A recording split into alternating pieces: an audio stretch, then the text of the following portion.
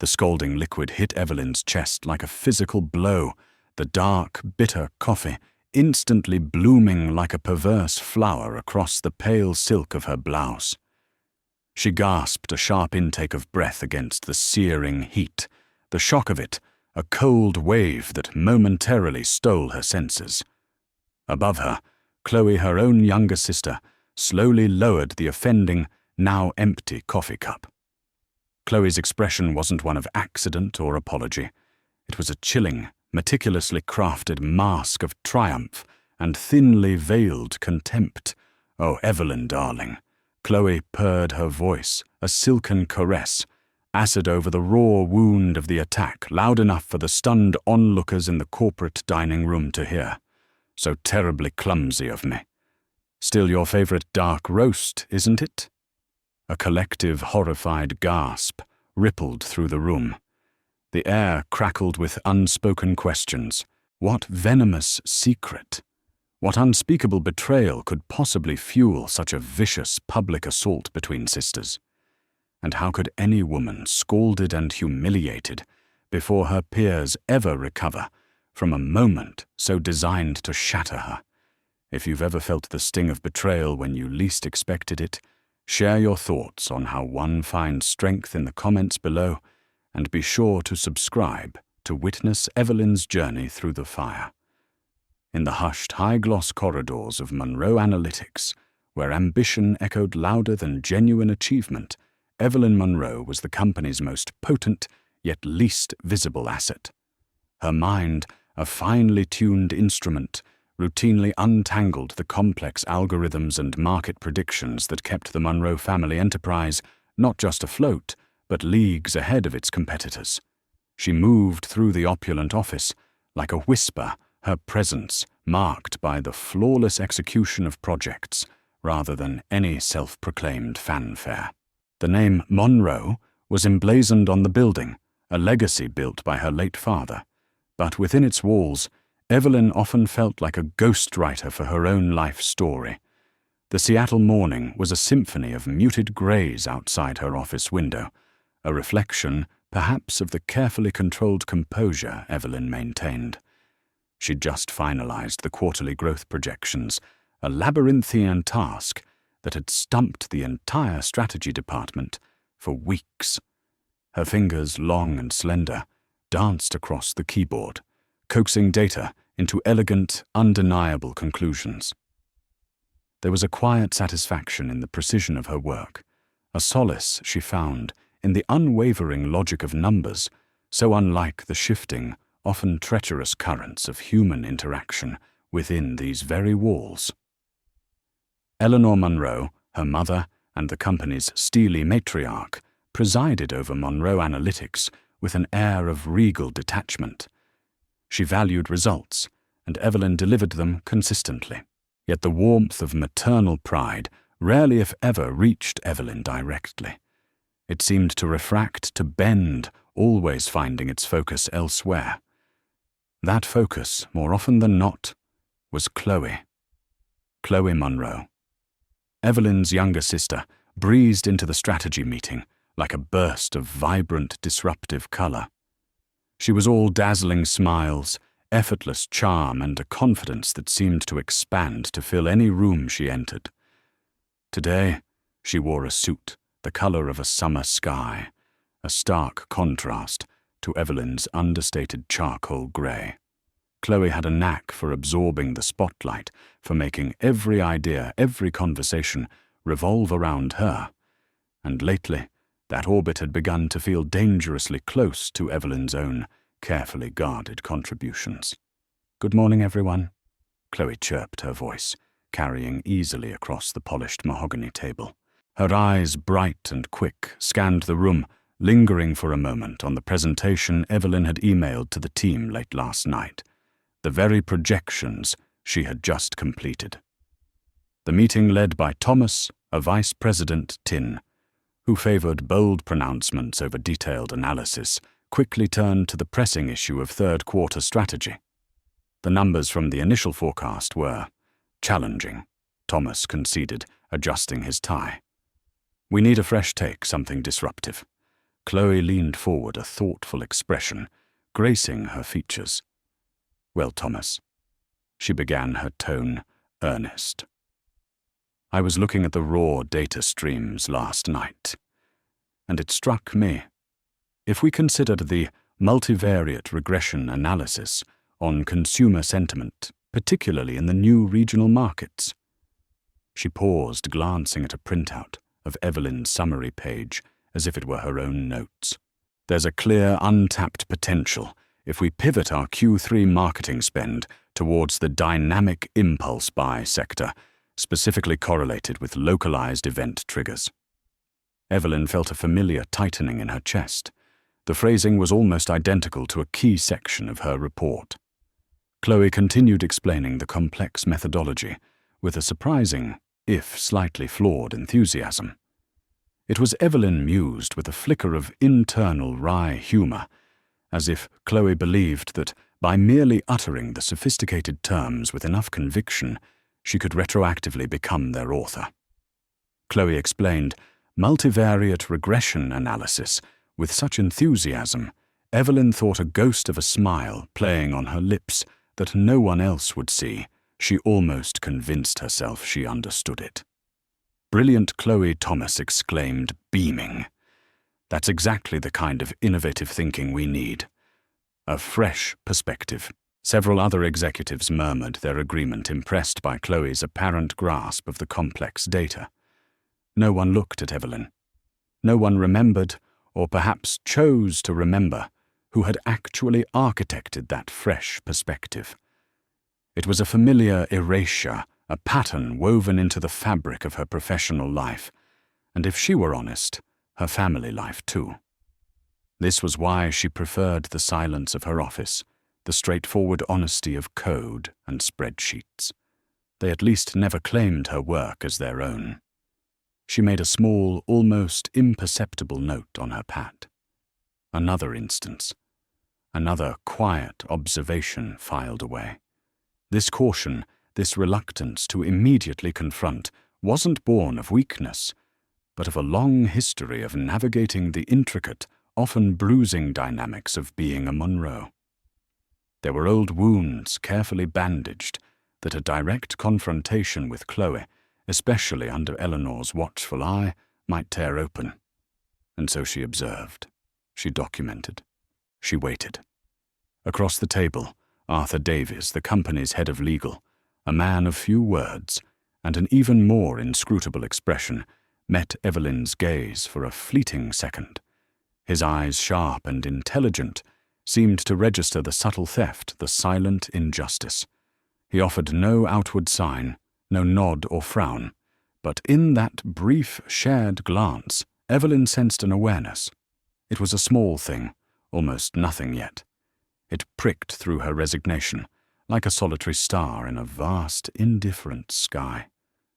The meeting moved on Chloe now, basking in the glow of her brilliant insight, effortlessly fielding questions with vague but charmingly delivered answers. Evelyn considered speaking up, correcting the small but potentially significant misinterpretations Chloe was making of the data. But what would be the point? Experience had taught her that her quiet clarifications were often drowned out by Chloe's vibrant confidence, or worse, framed by Eleanor as Evelyn being unsupportive of her younger sister's burgeoning talent. The truth was, Evelyn stayed at Monroe Analytics not just out of a sense of duty to her father's legacy, but because, deep down, a part of her still hoped for recognition, perhaps, hoped for a change in the family dynamic. Or maybe she simply hadn't yet found a compelling enough reason to leave the intricate gilded cage she knew so well. Her private life, the one carefully shielded from the prying eyes of her family and colleagues, was a true sanctuary, a source of quiet strength and unwavering support that allowed her to endure these daily paper cuts. It was there in that hidden space that she was not the silent architect, but simply Evelyn valued and seen. As the meeting concluded, and the team dispersed, chattering about Chloe's visionary strategy, Evelyn gathered her papers. The familiar weight of being overshadowed settled upon her heavier today, it seemed. But beneath it, a tiny, almost imperceptible spark of defiance began to glow. This carefully constructed silence of hers, she realized, had always been a shield. Perhaps it was time to consider how it might also become a sword. The days that followed the strategy meeting seemed to hum with a new, discordant energy. It wasn't an overt shift, nothing so crude as open hostility, but rather a subtle tightening of the currents that ran beneath the polished surface of Monroe Analytics. Evelyn, with her heightened sensitivity to the office's undercurrents, felt it keenly. The fresh perspective Chloe had so triumphantly claimed was now being actively developed, and leading that charge with an almost theatrical zeal was Amber Penn.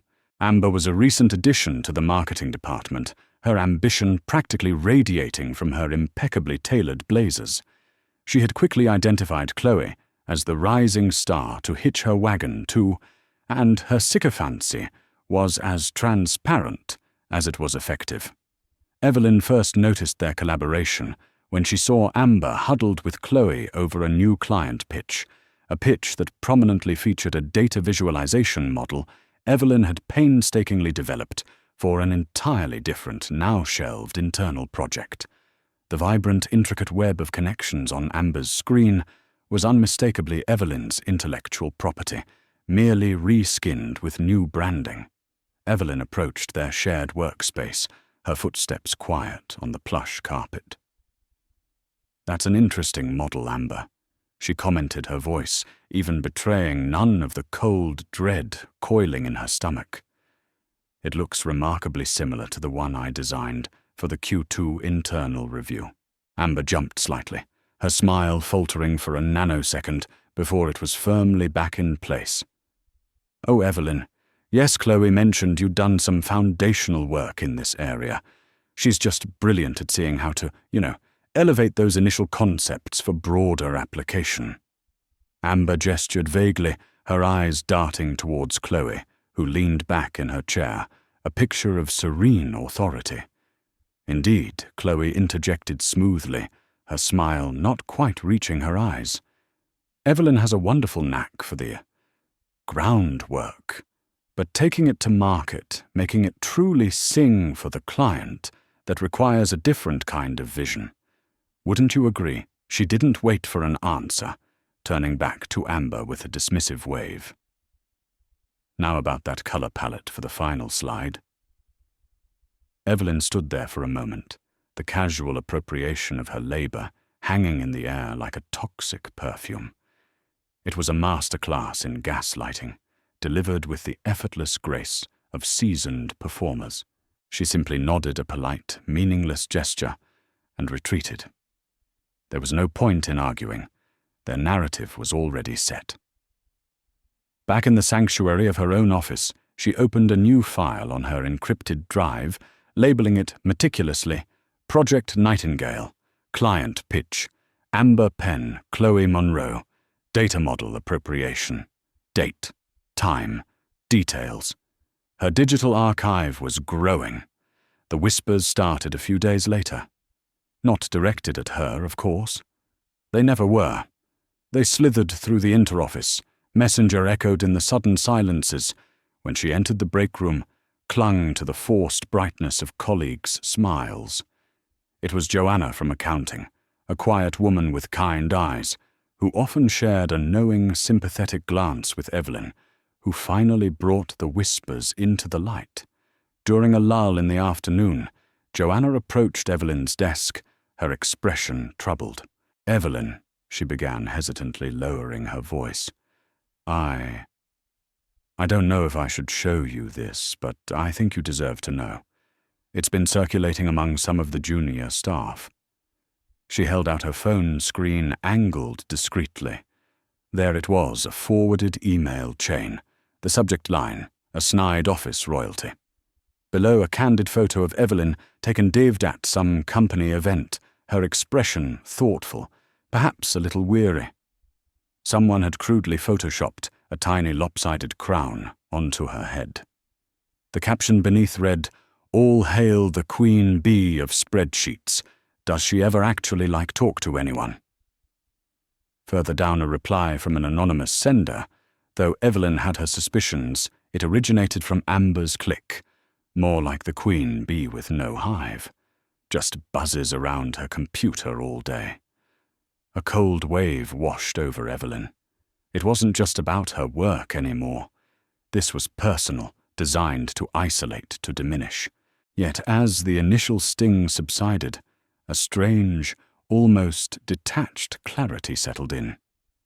Well, she thought, with a humor so dry it was almost brittle, at least they acknowledge I'm queen of something, even if it's a hive of one. She thanked Joanna, her voice steady, and watched her retreat, her own resolve hardening like tempered steel. That email, too, found its place in her meticulously curated contingency plan folder. The subtle enabling from their mother, Eleanor, continued a constant, almost invisible pressure that validated Chloe's transgressions. At the weekly executive luncheon, Eleanor made a point of praising Chloe's dynamic leadership on the new client pitch, the one built on Evelyn's stolen model. Chloe just has this innate ability to connect with people, to energize a team, Eleanor announced, her gaze sweeping past Evelyn, as if she were merely part of the elegant decor. Some are gifted with quiet diligence, she added, a faint, almost imperceptible emphasis on the quiet, and others with the charisma to inspire. Both are valuable, of course, in their own way. The implication was clear, another carefully aimed dart. Evelyn ate her salmon, the taste like ash in her mouth. Each insinuation, each casual dismissal was another entry in her mental ledger, another reason why the path she was reluctantly treading felt increasingly necessary. Later that week, seeking a rare moment of solitude, Evelyn took a late coffee break, wandering towards a little-used alcove near the emergency exit. As she approached, she heard voices, Chloe's bright, confident tones, and Amber's eager, almost fawning responses. They hadn't seen her. Honestly, Amber, she just doesn't get it, Chloe was saying, a dismissive laugh in her voice. She's brilliant with the numbers, I'll give her that. A real workhorse. But this business is about more than spreadsheets. It's about presence, darling. Impact. Things you can't quantify. Totally, Amber agreed, enthusiastically. And that Nightingale model, you took it to a whole new level. She would have just let it gather dust on some server.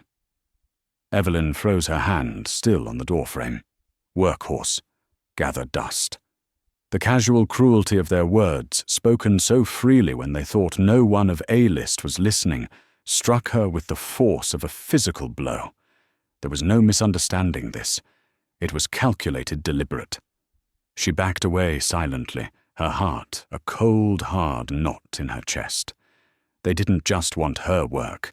They wanted to erase the very idea that she was capable of creating it. They saw her silence as weakness, her diligence as a lack of ambition. They thought she was a ghost in their machine, easily overlooked, easily plundered. Back at her desk, the city lights beginning to prick the twilight sky, Evelyn stared at the growing list of files in her contingency plan. Each entry was a small, sharp piece of a much larger, more painful picture. They were underestimating her, profoundly, and in their arrogance they were arming her, one careless whisper, one stolen idea at a time. The first cut had been made, and Evelyn knew, with a certainty that chilled her to the bone, it would not be the last. But nor would her silence be her only response. The prestigious Sterling Grant for Innovation in Analytics was the Everest of their industry. For Monroe, analytics securing it wasn't just about the generous funding. It was about cementing their reputation as an undisputed leader. For months, Evelyn had lived and breathed the proposal, pouring her intellect and a rare, quiet passion into crafting a predictive modeling engine so revolutionary It promised to redefine market forecasting. It was her brainchild, nurtured through countless late nights, fueled by black coffee, and the sheer exhilaration of pushing analytical boundaries. This wasn't just another project, it was a piece of her professional soul. As the submission deadline approached, the office buzzed with anticipation. Evelyn, having put the final meticulous touches on the comprehensive technical documentation and the core algorithm, had passed her work to the presentation team. Chloe naturally had volunteered to spearhead the narrative crafting and client-facing polish with Amber Penn as her ever-eager lieutenant. Evelyn had watched a familiar unease settling in her stomach as her complex, nuanced work began its transformation into a series of sleek, digestible sound bites, increasingly bearing Chloe's charismatic imprint. The day the Sterling Grant recipient was to be announced via a live-streamed industry conference, Monroe Analytics gathered in the main boardroom. A nervous excitement filled the air. Evelyn sat towards the back, a silent observer of the drama she had authored, yet was increasingly becoming a spectator too. Mr. Sterling himself, the philanthropic billionaire behind the grant, was slated to make the announcement. When the Monroe Analytics name was called, a wave of elation swept through the room. Cameras within the conference hall focused on their pre-designated company, representatives Chloe, looking radiant and poised, flanked by a beaming Amber, and a step behind them, Eleanor Monroe, her expression one of carefully cultivated maternal pride. Chloe stepped up to the podium at the conference, her voice smooth and confident as she accepted the award on behalf of Monroe Analytics. "We are truly honored," she began, her smile captivating the virtual audience. This project was a labor of love, a testament to collaborative spirit and innovative thinking. She paused, a charming picture of humility. Of course, I couldn't have done it without my incredible team, especially Amber, whose dedication was instrumental. Then, with a self-deprecating little laugh, she added, "Honestly, I often feel I don't do much more than try to keep up with all the brilliant minds around me, and perhaps nudge them in the right direction with a little inspiration." Evelyn felt the words like 1,000 tiny needles. Inspiration. The sheer audacity of it was breathtaking. Her entire body of work, months of relentless intellectual toil, reduced to a footnote, a byproduct of Chloe's inspirational leadership. Internally, a voice, cold and precise, noted "indeed," the kind of inspiration that involves taking a fully built ship, adding a new coat of paint, and claiming to have navigated it across the ocean. From the corner of her eye, she saw Arthur Davies, standing near the wall, allow a faint, almost imperceptible smirk to touch his lips for a fraction of a second before his usual stoic mask was back in place. He knew. Eleanor then spoke, her voice resonant with pride. "Chloe has always been a visionary," she declared, her hand resting briefly on Chloe's shoulder. Even as a child, she had this extraordinary ability to see the bigger picture to lead. This grant is a wonderful affirmation of her unique talents and the bright future she represents for Monroe Analytics. The applause in the boardroom was deafening. Colleagues turned to congratulate Chloe, who accepted their adulation with practiced grace. Evelyn remained seated, a polite smile fixed on her face, a perfect porcelain mask that betrayed nothing of the silent, furious storm raging within. The pain of this public erasure, so blatant, so complete, was a deeper cut than any before. It wasn't just about stolen credit anymore. It was about the theft of her identity, her contribution, her very professional existence. As soon as she could slip away unnoticed, she found a quiet corner, took out her phone, and discreetly activated the audio recording app. The rest of the internal celebration, the self-congratulatory speeches, Chloe's magnanimous thanks, all of it was captured, time-stamped, and later meticulously filed away. That evening, the city lights outside Evelyn's apartment window seemed to mock her with their indifferent sparkle. The silence of her home, usually a comfort, felt vast and empty. She allowed herself a few moments to truly feel the weight of the day, the bitter taste of injustice, the weariness of the constant fight for recognition within her own family, her own company. She picked up her phone, her fingers hesitating before dialing a familiar number. "Hey," she said, trying to keep her voice light when Ethan answered his warm, steady baritone, a balm to her frayed nerves. "Evie, you sound a long way away," Ethan replied, his perception as always unerring. Tough day at the office. You could say that Evelyn admitted a sigh escaping her lips. She didn't delve into the details of Chloe's performance or Eleanor's pointed praise. Explaining the Byzantine politics of Monroe Analytics always felt exhausting, like trying to describe a particularly convoluted and depressing foreign film. Just one of those days where the corporate machine feels a little too well oiled in all the wrong places. There was a pause, then Ethan's voice, laced with a concern he didn't try to hide. "Do you want me to?" "No," Evelyn interrupted, a little too quickly. "No, I'm okay, really. Just needed to hear your voice."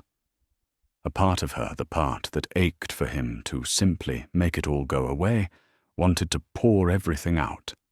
But another stronger part, the part that had been silently forging its own armor for years, resisted. This was her battle to navigate, at least for now. Involving Ethan felt like admitting defeat, like conceding she couldn't handle her own family, her own legacy. "I'm managing," she added, hoping she sounded more convincing than she felt. "All right, Evie," he said softly, though she could hear the unspoken questions in his tone. "But you know I'm here. Always." After they hung up, Evelyn walked over to her desk, the glow of her monitor illuminating her determined expression. She opened the contingency plan folder. It was no longer a sparse collection of notes and emails.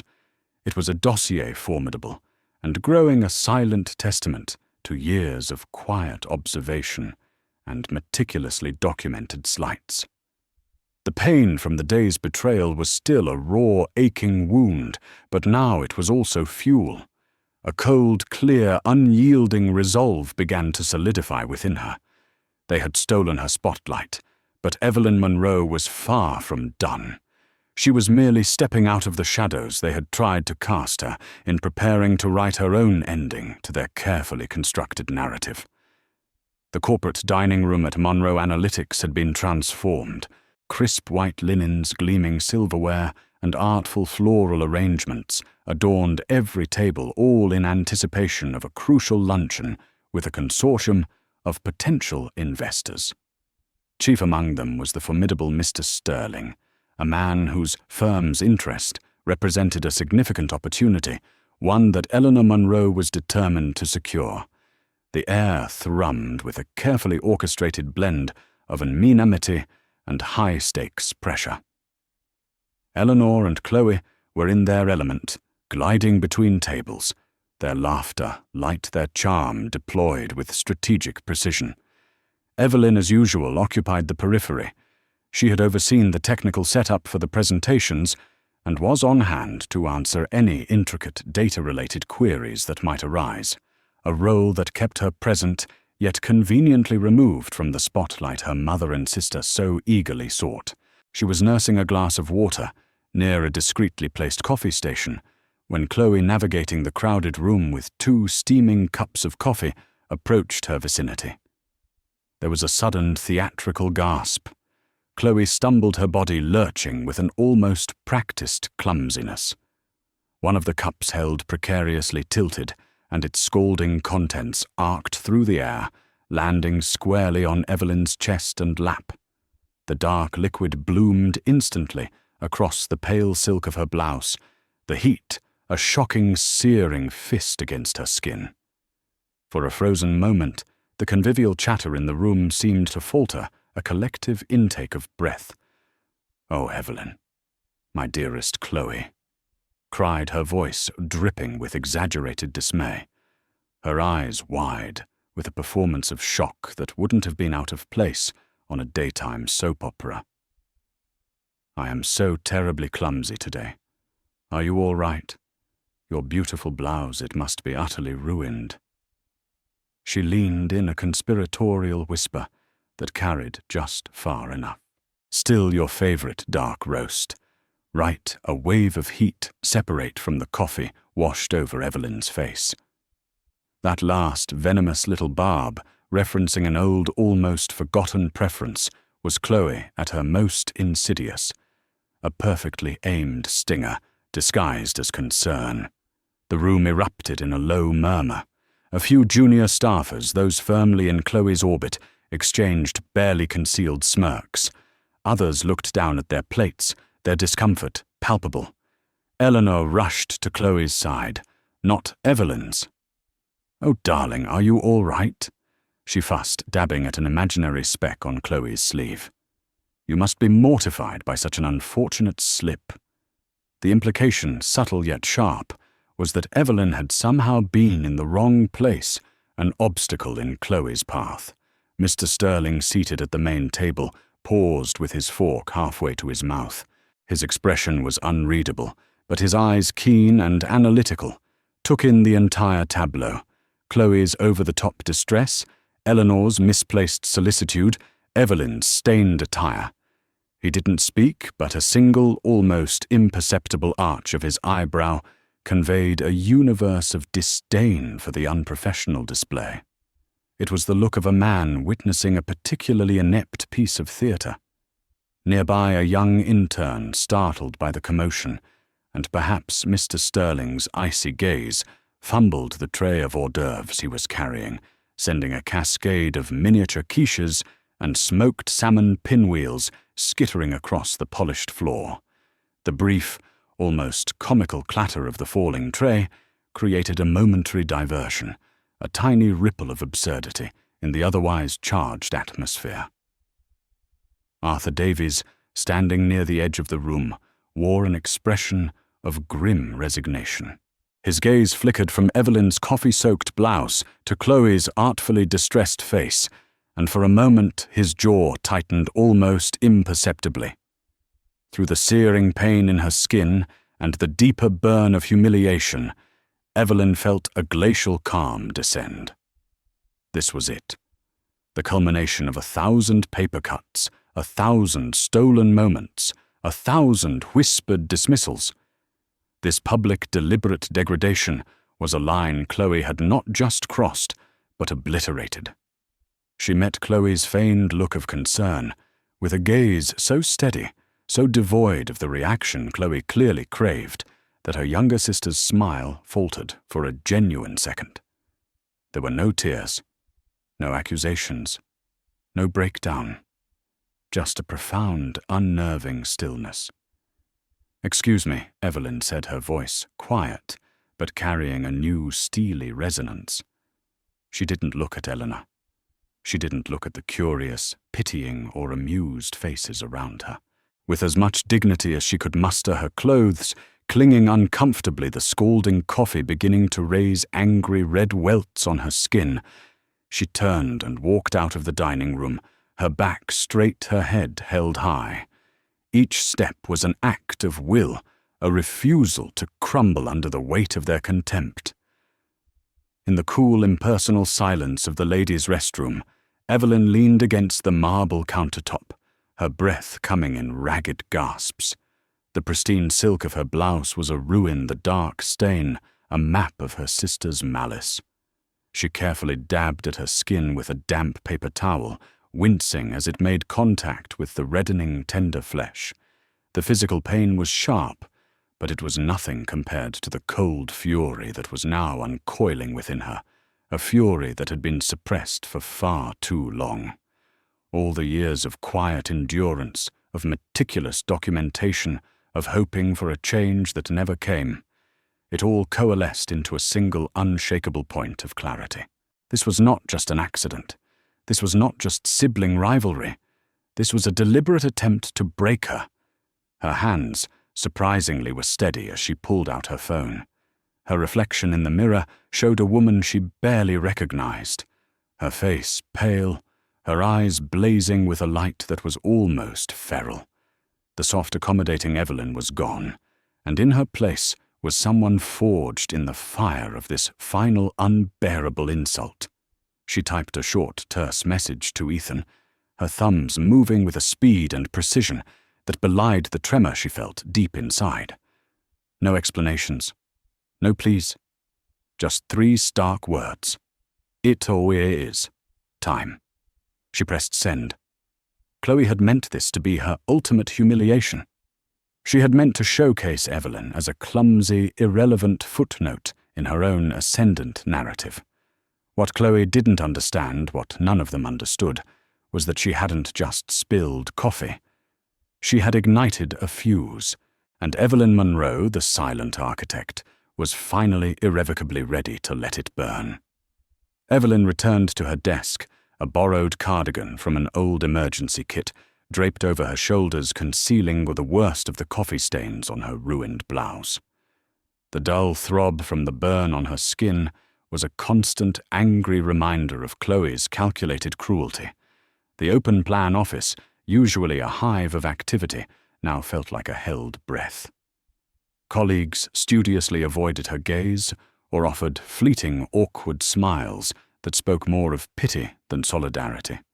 The air was thick with the unspoken, with the replaying of the luncheon's ugly spectacle in 100 different minds. She wouldn't let it rest. Not this time. With a steady hand, Evelyn composed a concise factual email addressed to Human Resources, CRCing Arthur Davies.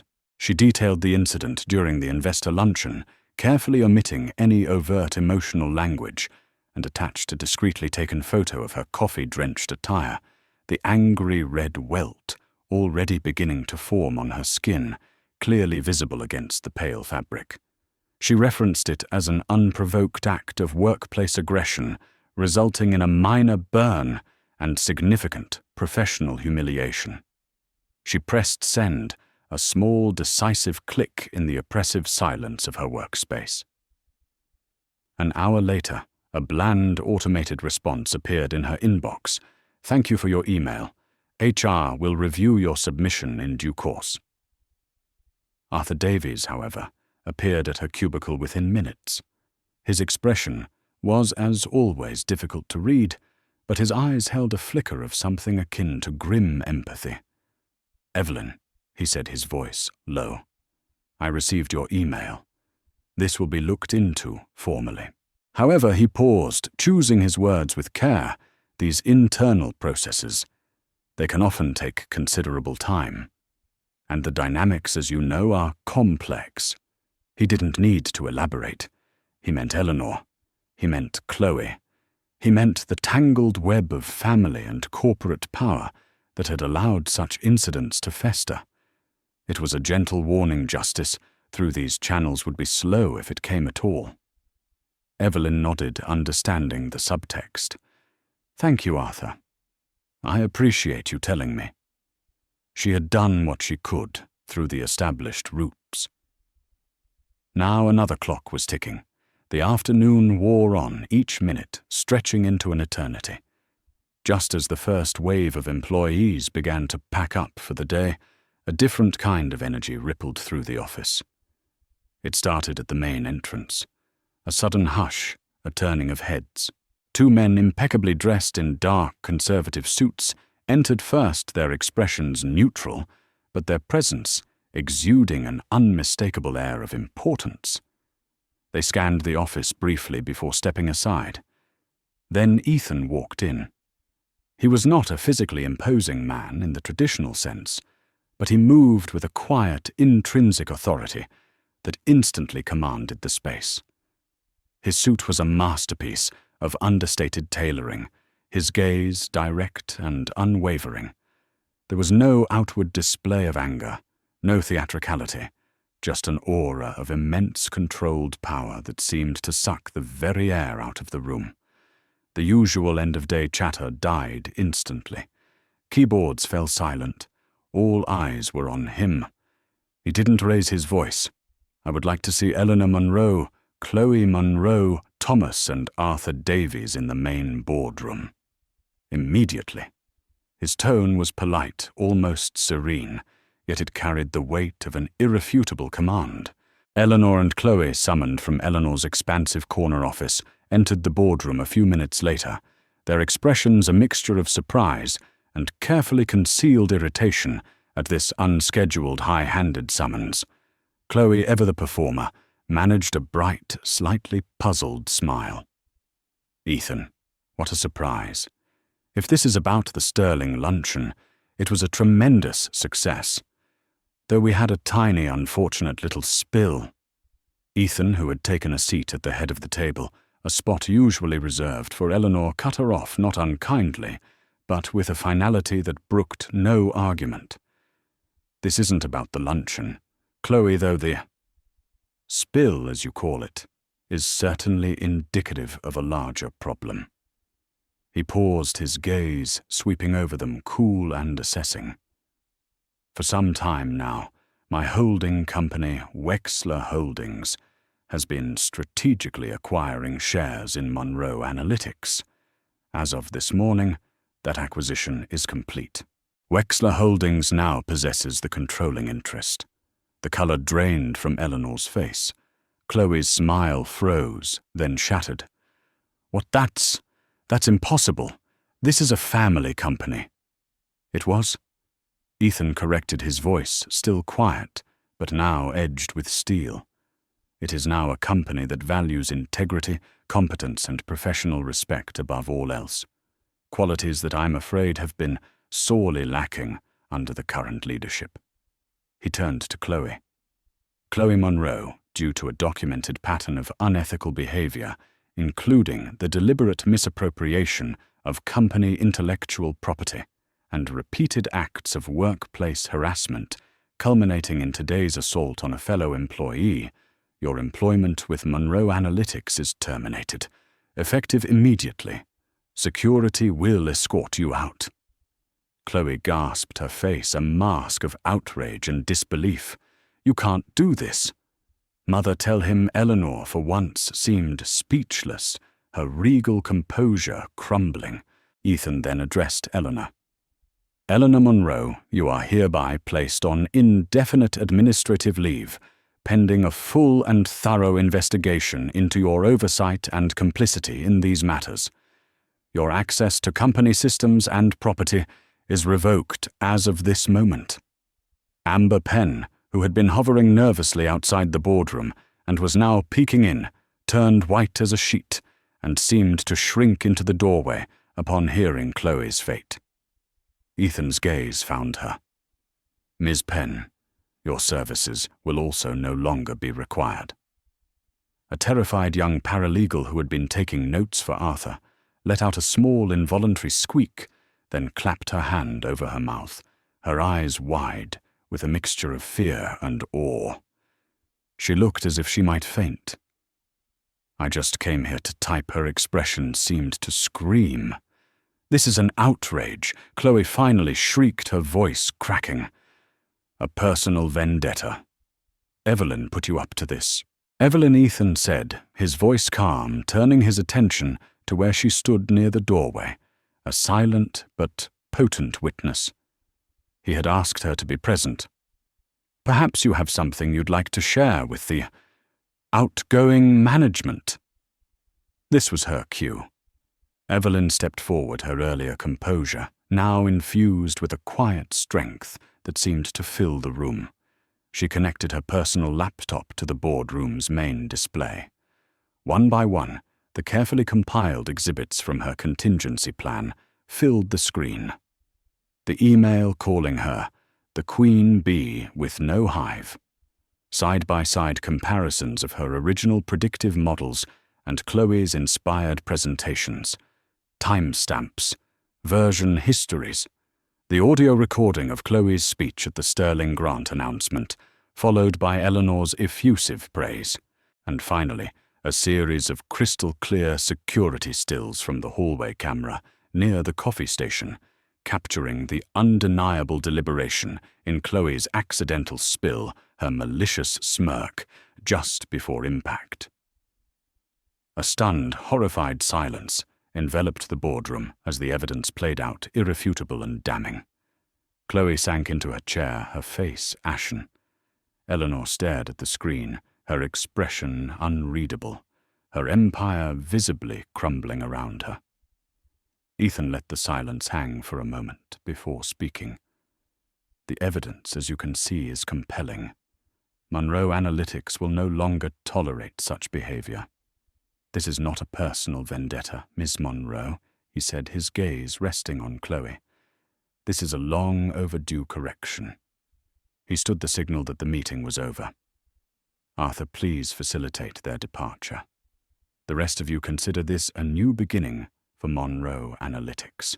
As the now former executives were quietly but firmly ushered out, a stunned and disbelieving silence remained. Ethan walked over to Evelyn.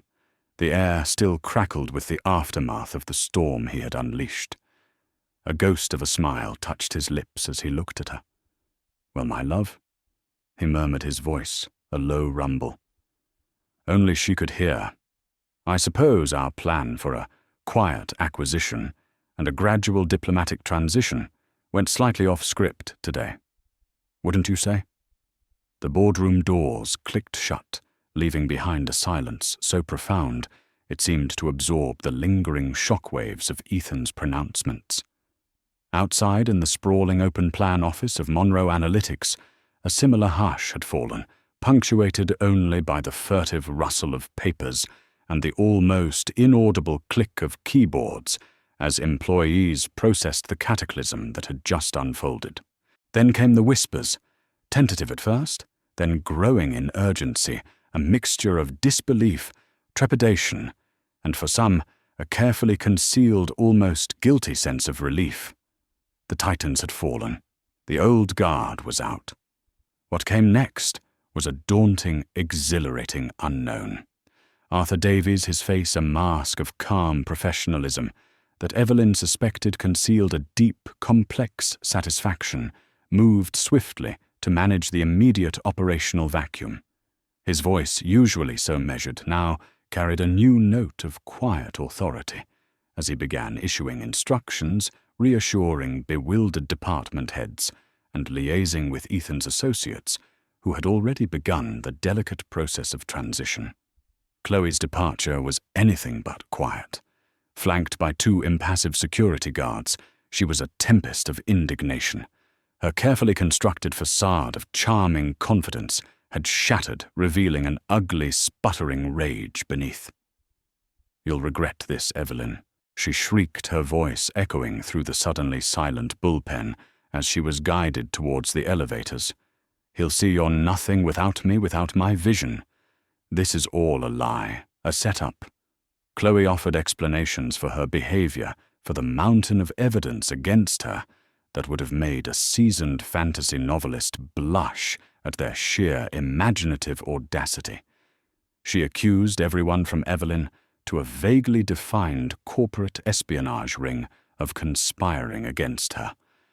It was a desperate, unhinged performance that served only to cement the wisdom of Ethan's decision. The elevator doors finally slid shut, silencing her tirade, and a collective sigh seemed to ripple through the onlookers. Amber Penn's exit was less theatrical, but equally definitive. She was found by security attempting to delete files from her computer, her face pale and streaked with panicked tears. There were no grand pronouncements, just a swift, ignominious escort from the building, her ambition and her career at Monroe Analytics reduced to a cardboard box of personal effects. Later, as the initial chaos subsided, and an eerie quiet settled over the executive floor, Evelyn found herself standing with Ethan in the now empty boardroom. The adrenaline that had coursed through her during the confrontation had ebbed away, leaving in its wake a profound weariness and a maelstrom of conflicting emotions. There was relief undeniably, a vast liberating sense that a heavy, suffocating weight had finally been lifted.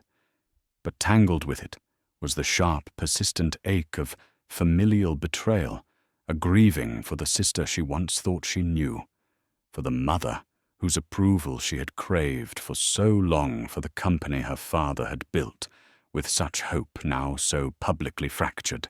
"It's a lot," she said softly, her voice barely a whisper, as she stared out at the sprawling cityscape, now cloaked in the deepening twilight. Ethan came to stand beside her, his presence a solid, comforting warmth. He didn't offer easy platitudes or try to fill the silence. He simply stood with her, understanding that some storms had to be weathered internally. "You were incredible, Evie," he said, finally, his voice gentle. "You faced them with a strength I always knew you had." Evelyn leaned her head against his shoulder. This family, she sighed, a hint of her earlier dry humor, surfacing laced now with a profound sadness. "Sometimes, Ethan, I seriously wonder if Eleanor even remembers Chloe and I are her daughters, or if we're just recurring characters in some incredibly long, badly written corporate drama she's been directing for the past 20 years. Ethan chuckled softly, a low rumble in his chest. Perhaps it's time for a new director and a significantly improved script. The summons, when it came, was not unexpected. Eleanor wished to speak with her. Not an apology, Evelyn knew that was too much to hope for, but perhaps a reckoning of a different kind.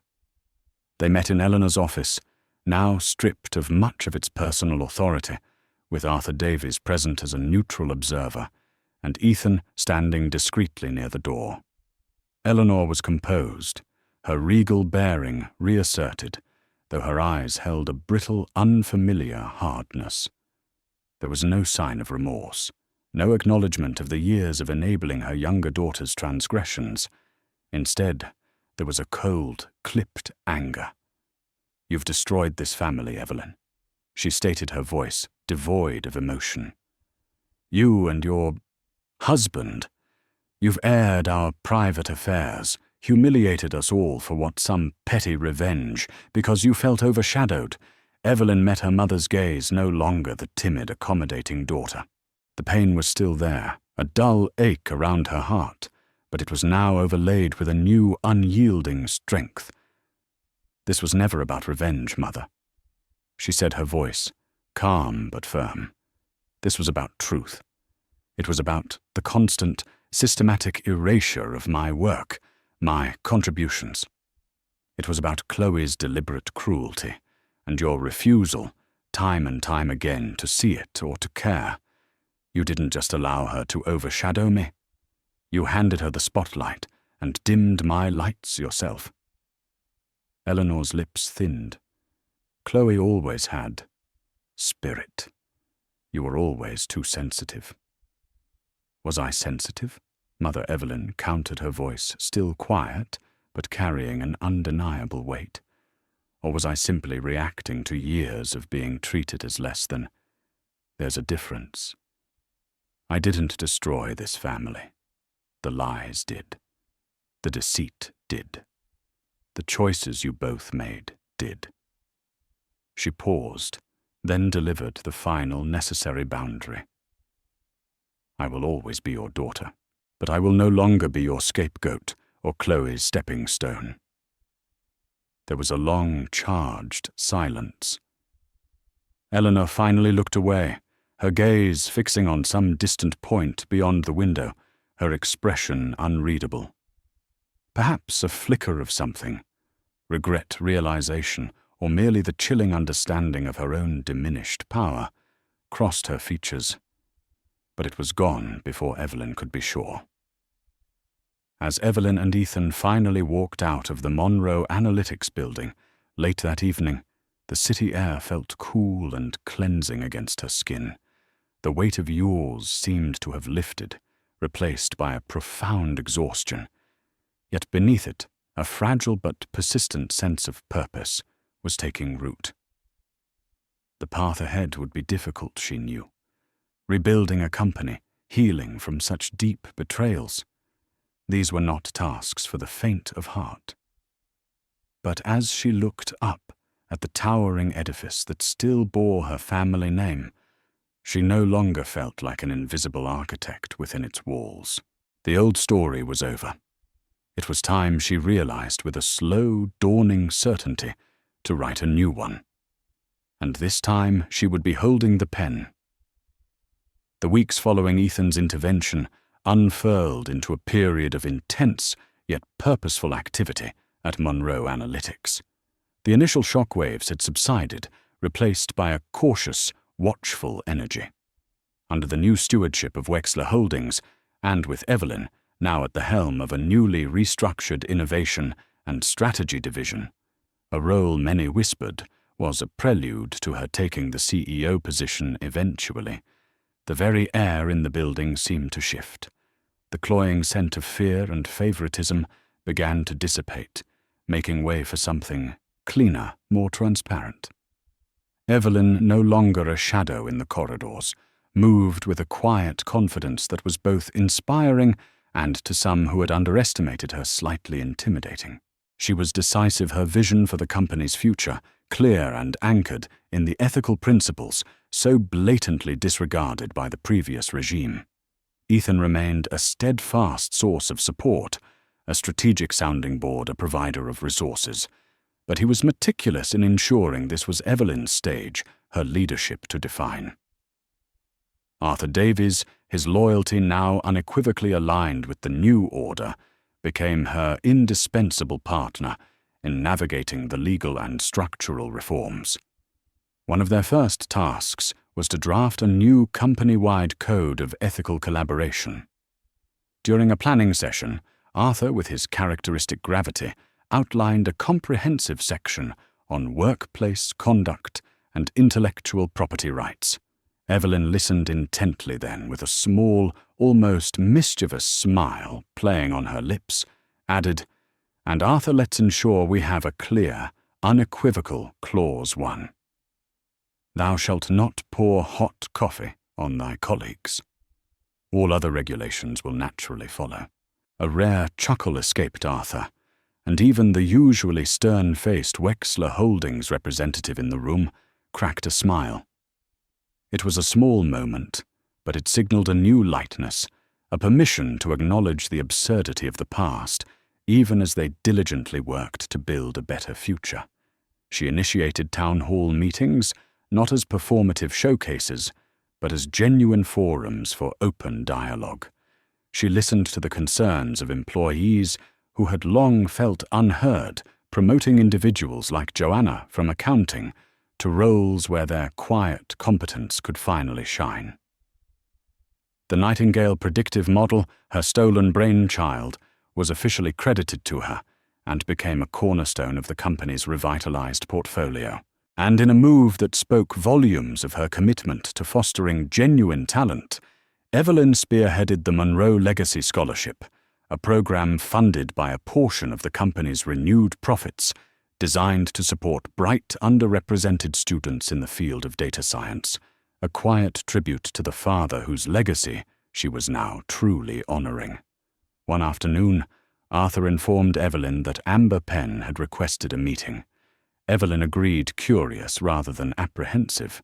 Amber, when she arrived, was a stark contrast to the brash, overly confident young woman Evelyn remembered. She was subdued, her eyes holding a genuine humility Evelyn hadn't thought her capable of. Evelyn Amber began, her voice low. "I don't expect you to forgive me. Not really. But I needed to tell you that I am truly, deeply sorry for my part in all of it." She detailed her ambition, her fear of Chloe's displeasure, the way she had rationalized her own complicity. "I was a coward, and I was greedy for advancement I hadn't earned."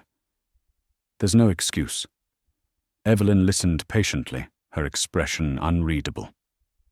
When Amber finished, a hesitant silence filled the office. "Thank you for saying that, Amber," Evelyn said finally, her voice gentle but firm. "An apology takes courage. I appreciate your honesty." She paused. "Trust, however, is a different matter. That, as you know, is earned over time through consistent action. I hope you've learned from this, and I genuinely wish you well in finding a path where your ambition aligns with integrity. It wasn't absolution, not yet, but it was an acknowledgement, a door left slightly ajar, for the possibility of future redemption, for Amber to earn her own peace. The changes weren't always easy. Some long-term employees struggled with the new transparency, accustomed to the old ways of navigating through whispers and alliances. Evelyn found herself in countless meetings, patiently explaining, firmly redirecting, sometimes making difficult personnel decisions when old habits proved too ingrained to change. One evening, exhausted after a particularly grueling day of budget reviews and departmental restructuring, she confessed to Ethan, "I think I've accidentally turned the office into a library. People are starting to whisper requests for printer toner, and I saw Nick the intern practically tiptoeing to ask about the weather forecast for his commute." Ethan laughed, pulling her close. "They're learning, Evie. You're teaching them a new language, respect, accountability. It just takes time for everyone to become fluent." His unwavering belief in her was a constant source of strength. Months later, Monroe Analytics, under Evelyn's increasingly assured leadership, celebrated the successful launch of a major new product, one developed collaboratively, with every contribution meticulously acknowledged, every team member feeling valued. There were no grand self-congratulatory speeches, just a quiet sense of shared accomplishment that resonated more deeply than any applause Chloe had ever orchestrated. Mr. Sterling, in a brief note to Evelyn, commended the remarkable and inspiring transformation he had witnessed, not just in the company's performance, but in its very soul. That evening, Evelyn stood by her office window, the same window from which she had so often watched the indifferent city lights. The view was unchanged, but she was not. The silent architect had found her voice, not in shouting, but in decisive action, in quiet integrity, in the steady, persistent work of rebuilding. The scars of her sister's betrayal, her mother's coldness still remained, faint lines etched upon her memory. But they no longer defined her. They were merely testament to the battles she had faced and the strength she had discovered within herself. The peace she felt now was not a gift, but an achievement. Hard-won, meticulously constructed like one of her own elegant algorithms. It was the quiet hum of a well-ordered system, the satisfying click of pieces falling into place, not by chance, but by design. Her design. And as the city began to sparkle below, Evelyn Monroe allowed herself a small, genuine smile. The future was unwritten, but for the first time in a very long time, she felt truly ready to write it. Evelyn's journey from the shadows of Monroe Analytics to its helm wasn't just about corporate upheaval. It was a quiet testament to the enduring strength found when one finally reclaims their own voice. It makes you wonder, doesn't it? How many of us walk through life carrying unspoken truths, waiting for that one moment, that one catalyst that empowers us to step into our own light. Her story reminds us that even amidst the ashes of betrayal and disrespect, resilience can take root and integrity, though sometimes a whisper can eventually command the silence. Evelyn's path was a deeply personal one, yet it touches on experiences we all navigate. The search for recognition, the sting of injustice, and the profound peace that comes from living authentically. It truly leaves us reflecting on the quiet battles fought and won in everyday lives. What do you believe was the ultimate turning point that shifted Evelyn from silent endurance to decisive action? Was it a single incident like that humiliating coffee spill, or the slow burn of countless moments leading to an unshakable resolve? We'd be so grateful to hear your unique perspective in the comments below. Your insights are incredibly valuable to us, as we continue to craft these narratives. If there was a moment in Evelyn's story that particularly moved you, or if you have ideas on how we can make our future stories even more compelling and true to life, please do share your thoughts. If Evelyn's journey to reclaim her voice and her worth resonated with you, please show your support with a like. And if you feel her story might offer strength or understanding to someone else, we encourage you to share it. For more stories that explore the depths of human resilience and the quiet power of the spirit, don't forget to subscribe and click the notification bell. Let's continue to explore these meaningful journeys together. Thank you for being with us today. Until next time, may you always find the courage to honor your own story.